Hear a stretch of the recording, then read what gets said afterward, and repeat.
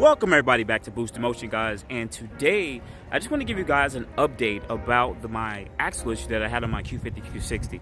But before I get into the video, guys, please, if you always watch my videos, and you watch a lot of my videos, guys, definitely do always hit the subscribe button with the bell notification. If I have 800 views, I should have 800 likes. Otherwise than that, guys, let's jump into it. Alright, buddy, so let me just jump right into it. If you guys are gonna ask me, is your axle still in, Boost? Yes, the axle is still in. I'm not gonna have any more axle issues, at least I hope not.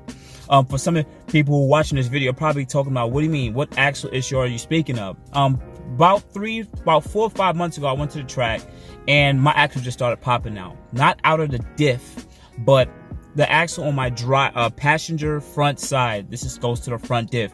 Some of you people were contacting me trying to say, are you snapping axles? No. What was happening is the axle was actually too short.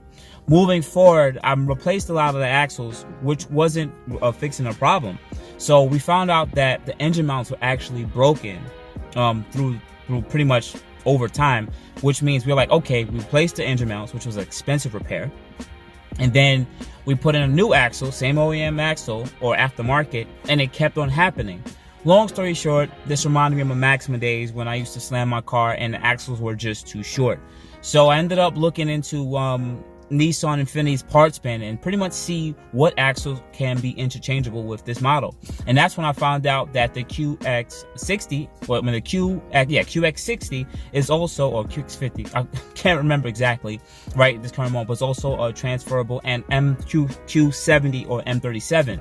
And those axles use the same inner and outer joint, but they're about 1 inch to almost 2 inches longer. So I went with the Q70 axle, which is about almost a full inch longer, and I also use an axle spacer or a washer just for a safeguard to make sure I don't run into any issues. So what happened now 2 months later is I haven't had any issues. I went to the shop recently and took a look. Everything is perfectly fine. Mainly the plunger style axle was just a little too short. The axle shaft itself was just a little too short, maybe for my drive height, but I know people who have their cars lower than mine, so I may actually still have another problem that I don't really know of. Maybe my engine is sitting a bit lower, but after changing the engine mounts, I don't know what the other issue may be. But at this current moment, 2 months later, axle's still in, no problem. A few other updates, because you guys want to watch the channel, you guys talk with me a little bit. Some people are going to ask, are there upgraded axles out there on the market for people who are pushing a ton of power? I don't think it's necessarily important for you guys to get upgraded axles. It seems like this platform from Nissan Infiniti is relatively good, from the 370Z to the G37 to the Q50 Q60. You guys will only really need upgraded axles if you're rear-wheel drive, and most rear-wheel drive guys are still pushing out 500-600 pounds of torque on stock rear axles. Now, most people who's usually changing their axles in the rear of the rear-wheel drive models are usually slammed too low, or you guys are going to the track with slicks and a lot of pounds of torque. So otherwise than that, there's no upgraded axles out there. Some of you guys might jump in because we're still talking about suspension. Well, Boost, are you going to look into getting an LSD for the rear? That may help you with some of your traction issues that you might have had in the past, because now that my axles are staying in, you guys might be saying, hey, listen, you might want to just get a rear diff.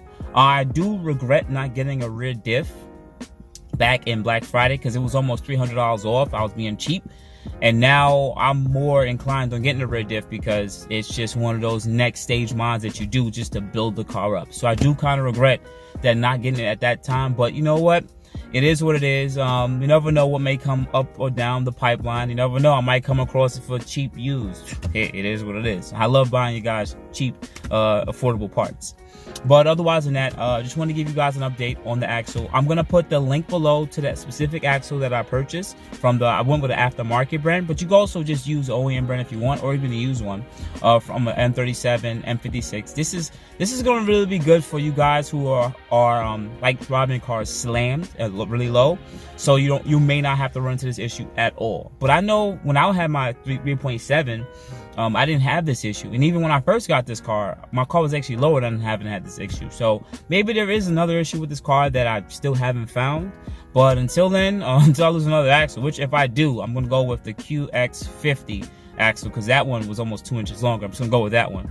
Otherwise than that, guys, if you enjoyed my videos, always hit the like button. If I have 800 views, that means I should have 800 likes. If you watch some other videos, definitely hit the subscribe button with the bell notification. This was just an update video for some of the guys who have been asking. You guys know where to contact me at boostinmotion IG and Facebook, and boostinmotion@gmail.com. Whew, you guys have a good morning, good afternoon, good night. Thank you. You have a good day. Appreciate it.